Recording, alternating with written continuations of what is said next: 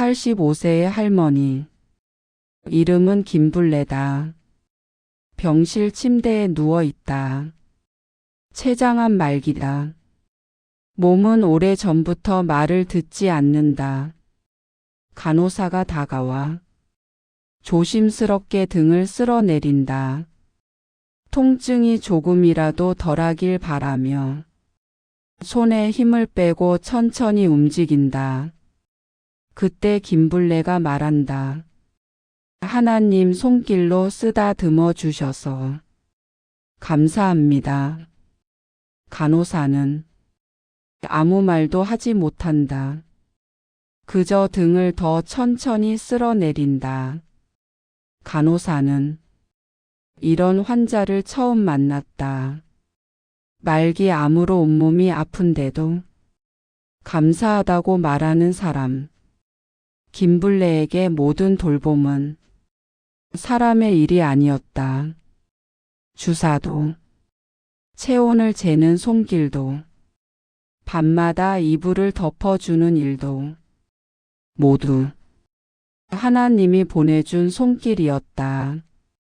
그래서 아파도 원망하지 않았다. 힘들어도 불평하지 않았다. 통증이 심한 날이 있었다. 새벽부터 몸을 뒤척였다. 식은땀이 이마를 적셨다. 당직 간호사가 달려왔다. 진통제를 놓아드릴까요? 김불레는 괜찮다며 손을 저었다. 조금만 참으면 된다고 웃으며 말했다. 그 웃음에는 평생의 습관이 배어 있었다. 김불레는 30살의 남편을 잃었다. 갑작스러운 사고였다. 장례가 끝난 날, 집에는 아이들만 남았다. 아들 3, 딸 2, 5 아이였다. 그날 이후 인생은 선택이 아니었다. 하루를 버티는 일이었다. 새벽마다 아이들이 깨기 전 집을 나섰다. 해가 져서야 돌아왔다. 그래도 밥은 항상 따뜻했다. 아무리 늦어도 부엌에 불을 켰다. 된장찌개를 끓였다. 밥을 지었다. 큰아들의 공책을 펼쳤다. 글씨가 반듯했다. 우리 엄마는 새벽부터 일하십니다. 밤늦게 돌아오십니다. 그래도 늘 웃으십니다. 김불레는 그 글을 읽다가 눈물을 닦았다. 아이들은 다 알고 있었다. 아이들이 잠들면 불을 끄고 혼자 앉아 울었다. 울음은 늘 조용했다. 아이들은 몰라야 했다. 엄마는 항상 괜찮아야 했다. 큰아들은 공부를 잘했다. 신학대에 진학했다. 목회자의 길을 꿈꿨다. 강단에 서서 사람들에게 위로를 전하고 싶었다. 어머니처럼 누군가에게 힘이 되고 싶었다.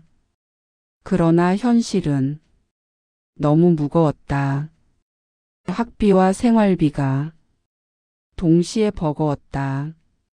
결국 큰아들은 그 길을 포기하고 일반 회사에 들어갔다. 하지만 글쓰기는 놓지 않았다. 퇴근 후 작은 책상 앞에 앉아 어머니를 떠올리며 한 줄씩 적어 내려갔다. 새벽 부엌의 불빛, 찬물에 손을 담그던 모습, 말없이 밥그릇을 밀어주던 손, 눈물이 원고지를 적셨다. 지우고 다시 썼다. 그 글들은 시가 되었다. 회사원으로 살면서 시인으로도 살았다. 첫 시집이 나왔다. 제목은 어머니의 부엌이었다. 김블레는 시의 뜻을 다 알지는 못했다. 하지만 느낄 수는 있었다.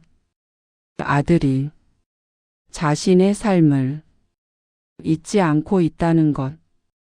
그 마음 하나로 충분했다. 시집을 펼쳐 한 장 한 장 넘겼다. 눈물이 흘렀다. 세월이 흘렀다. 아이들은 각자의 삶으로 흩어졌다. 집은 조용해졌고 김블레의 몸도 조용히 무너졌다.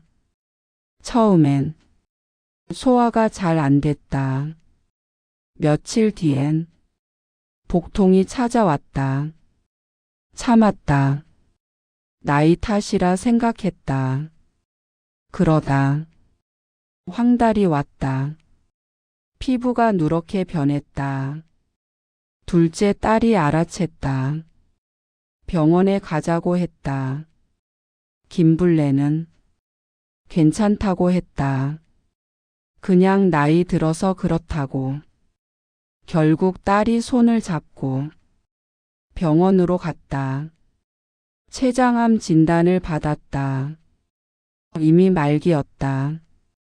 의사는 조심스럽게 말했다. 더 일찍 오셨더라면 좋았을 텐데.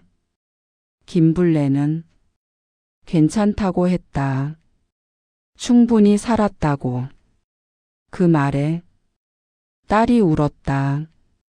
음식을 먹으면 복통이 왔다. 속이 찢어지는 듯 아팠다. 그래도 식판이 오면 몸을 일으켰다. 눈을 감고 감사의 기도를 드렸다. 이 음식을 주신 하나님, 이 음식을 만든 사람들, 나를 돌보는 모든 사람들, 한 사람도 빠뜨리지 않았다. 기도가 끝나면 아주 천천히 먹었다. 한 숟갈, 잠시 멈춤, 숨을 고르고 다시 한 숟갈. 시간이 지나자 앉아 있는 것도 힘들어졌다. 대부분 누워 지냈다. 하지만 자녀들이 오면 달랐다. 병실 문이 열리는 순간 몸을 일으켰다. 아프지 않은 척 웃었다. 오늘 기분이 좋다고. 밥도 잘 먹었다고. 거짓말을 했다.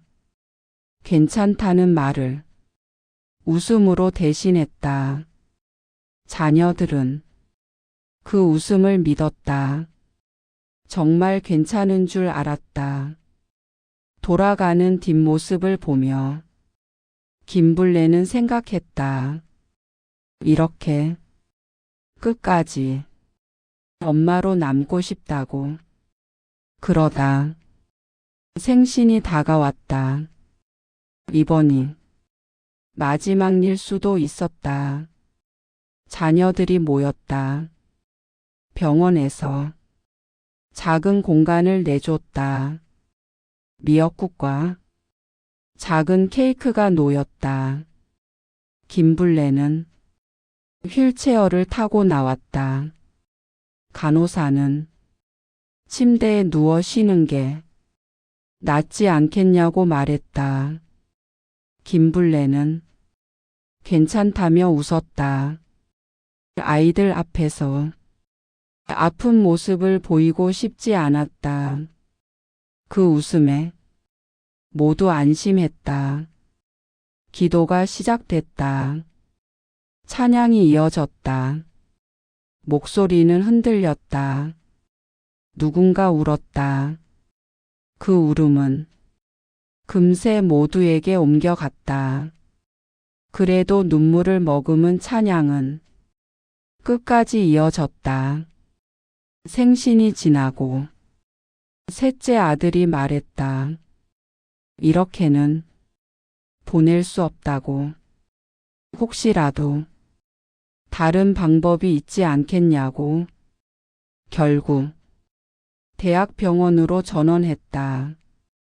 큰 병원이면 뭔가 다른 치료가 있을 거라 믿었다. 도착하자마자 여러 검사가 시작됐다. 검사를 위해 침대에서 옮겨지고 또 옮겨졌다. 김블레의 몸은 그 과정을 견디기엔 너무 약했다. 검사실로 가는 내내 아들이 손을 잡았다. 괜찮냐고 물었다. 김블레는 괜찮다고 했다. 검사가 하나 끝날 때마다 숨이 가빠졌다. 얼굴이 점점 창백해졌다. 결국 전원 후 사흘째 되는 날 숨이 달라졌다. 얕아졌다. 길어졌다. 자녀들이 모였다. 큰아들은 어머니 손을 잡았다. 손이 차가웠다. 힘이 없었다. 회사원으로 살며 시로만 적어왔던 말. 이제는 직접 전해야 했다. 엄마, 고생 많았어요. 목이 메었다. 정말 고생 많았어요. 김블레는 마지막으로 눈을 떴다. 자녀들을 바라봤다. 한 명 한 명 천천히 바라봤다. 그리고 아주 작게 웃었다. 이제 됐다는 얼굴. 충분히 살았다는 얼굴. 고맙다는 얼굴. 그렇게 숨이 멈췄다. 지금도 큰아들은 퇴근 후 시를 쓴다. 엄마는 평생 말없이 살아냈고 나는 평생 그 삶을 글로 따라가고 있다.